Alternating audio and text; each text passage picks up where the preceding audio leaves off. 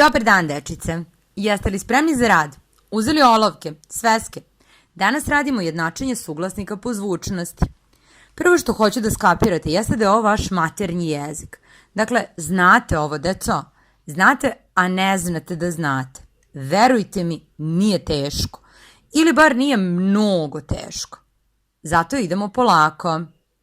Da biste naučili jednačenje po zvučnosti, morate znati koji su glasovi zvučni, a koji bezvučni. Jeste li vi to naučili? Hajde da se podsjetimo tabelice. U tabeli su prikazani zvučni i bezvučni glasovi. Podsjećam vas, učite par. Svejedno je kojim redom ih učite. BP, GK, DT, ZS, ŽŠ, ĐČ, ДЧ i imate 3 bezvučna glasa FHC.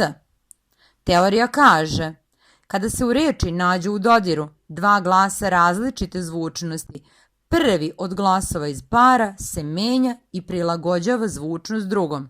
Bla, bla, bla. Izgubila sam vas, jel da? Znajec. Hajde da mi to malo drugačije pokažemo. Uzmite, na primjer, reč vrabac. Kako glasi genitiv reči vrabac? Od koga?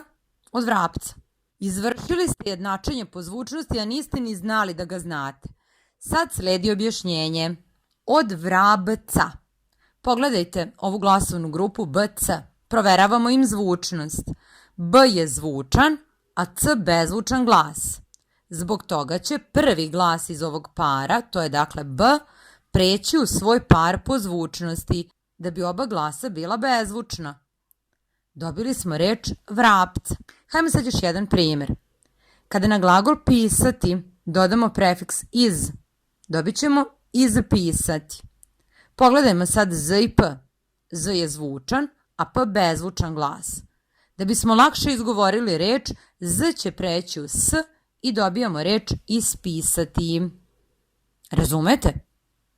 A sad izuzeci. Svaka glasovna promjena ima izuzetke. Pod 1. Do jednačenja po zvučnosti neće doći kada imamo glasovnu grupu DS i grupu DŠ.